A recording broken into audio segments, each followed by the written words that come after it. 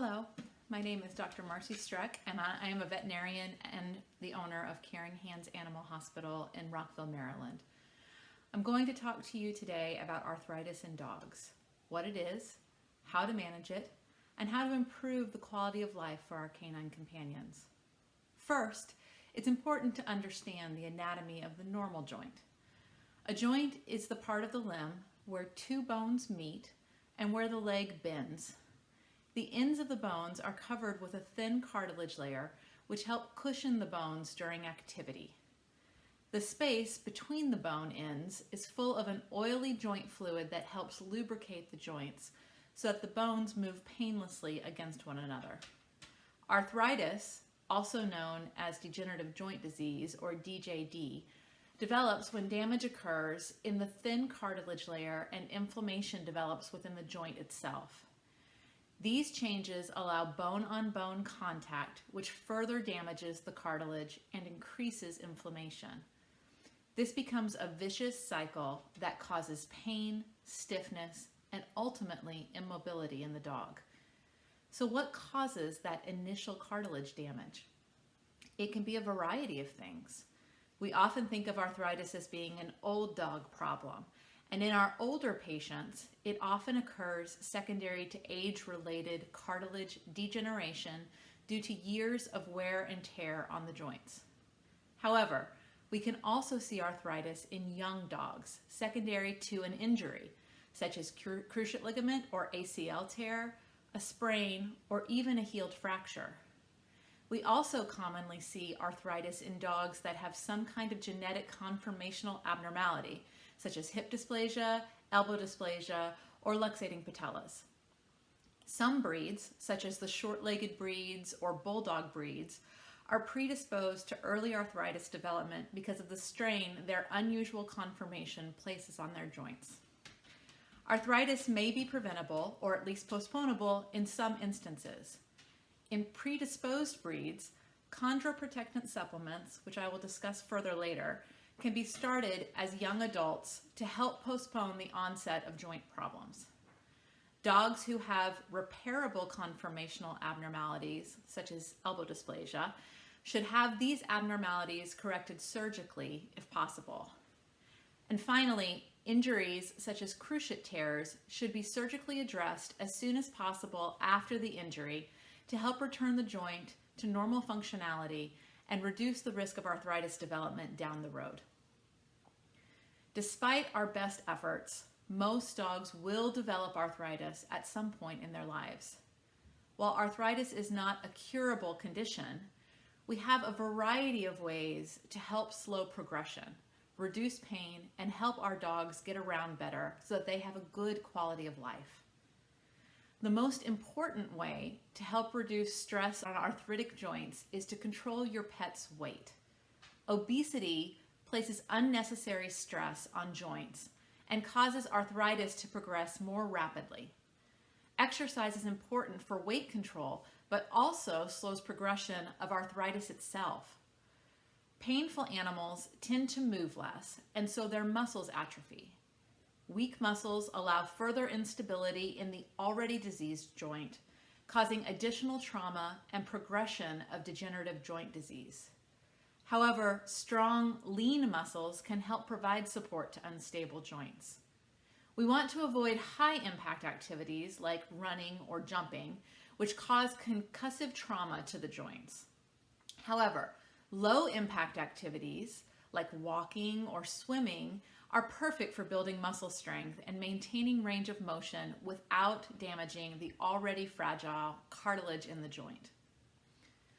Another way to slow progression of arthritis is through the use of nutraceutical chondroprotectants. Chondroprotectants are supplements that supply the nutritional building blocks of cartilage to help support joint health. They are not pain medications, and so they do not provide instantaneous improvement. Instead, improvements are likely to be seen over time as the cartilage gradually becomes healthier. Commonly, veterinarians recommend the use of glucosamine chondroitin products as well as high-dose omega fatty acids as oral options to help supplement the joints. In cases with advanced arthritis, Adequan, which is an injectable PGAG, may also be recommended. Finally, there are multiple prescription diets designed to help provide chondroprotectants routinely in the animal's food, which provides a very convenient option for many pet owners. For many animals with more advanced arthritis, nutraceuticals alone are not enough to make the animal comfortable. These animals require medications to reduce pain and inflammation and return their quality of life. The most effective medications for arthritis are nonsteroidal anti-inflammatory drugs, or NSAIDs. NSAIDs control pain by reducing inflammation in the joint. You are probably familiar with this class of drug. Human medications in this class include aspirin, ibuprofen, and Aleve. You've probably used these to treat your own aches and pains. Unfortunately, most human NSAIDs are highly toxic for animals. Veterinary NSAIDs, in contrast, are much safer. These include drugs such as Rimadyl, Duramax, Medicam, and Galliprant. All drugs in this class have a risk when used in animals with pre-existing kidney or liver disease and thus require periodic blood work for monitoring. If an animal cannot safely use an NSAID, or if the NSAID alone does not adequately control their pain, then it's time to look at adding in other drug medications. These may include opiates, gabapentin, or other combinations of drugs. We have many options available to us to help find exactly the right combination for the individual pet. Sometimes a client prefers not to use medications, or an animal needs more intervention than simply medicating the problem. In these instances, we often turn to adjunctive therapies such as physical therapy, laser therapy, or acupuncture. Just as with people, physical therapy is used to help improve joint range of motion and build muscle strength. Veterinary physical therapists use underwater treadmills and other tools to help strengthen the animal's body over time. Laser therapy is used to help reduce inflammation. A cold, invisible laser is applied to the affected area. This excites the mitochondria within the cells, increasing the metabolism and reducing inflammation. Finally, acupuncture is the insertion of tiny needles in strategic points to release endorphins and reduce the perception of pain. In addition to veterinary interventions, you may discover that your arthritic dog has difficulty moving around the home safely. Many arthritic animals struggle to stand up or walk on slick, hard floors. This can be alleviated by using non-slip surfaces such as rugs or yoga mats in your areas frequented by your pet. Dog boots or toe grips may also be helpful to reduce falls in some animals. Make sure to also provide supportive, soft sleeping areas for your dog.